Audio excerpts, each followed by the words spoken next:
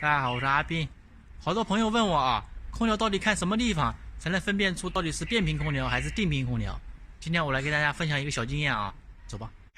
好，我们先看一下这个外机啊，这个品牌是个大金的，然后这里写了一个这个英文，就代表是一个变频的意思。像这种大金的牌子啊，基本上都是变频的啊。如果没有这个符号，我们可以看边上的这个名牌。你看，它这个型号是一个50的，也就是说这个空调是个连匹的，然后后面有个 BP 2个字，说明就是个变频的。然后我们再看下一步，看制冷剂，制冷剂是什么型号的？它这个是 R410的，410的基本上都是变频的啊。然后我们看一下这个奥克斯的，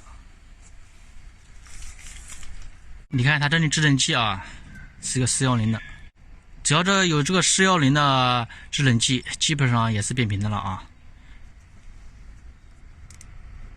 你看一下它这个35，说明这个是个1匹半的，然后这里也有个 BP， 说明也是个变频的啊。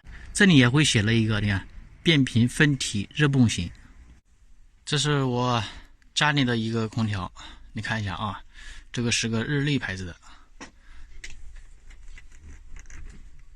你看这个能效标上面也会有写的啊，35 BP， 说明这个也是个变频的。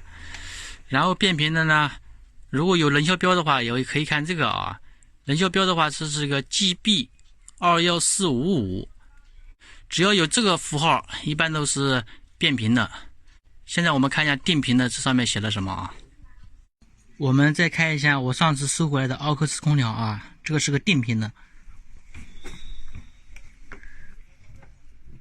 你看，这个是35的，也是1匹半的，这后面就没有 BP 这2个英文字母，而且这个能效呀也比较高。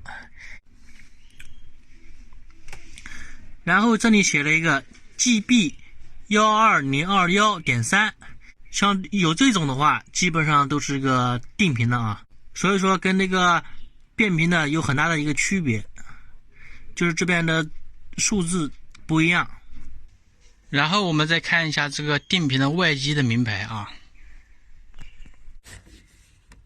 你看，像这种定频的，一般的制冷剂是 R22的，22的大部分现在都是定频的啊。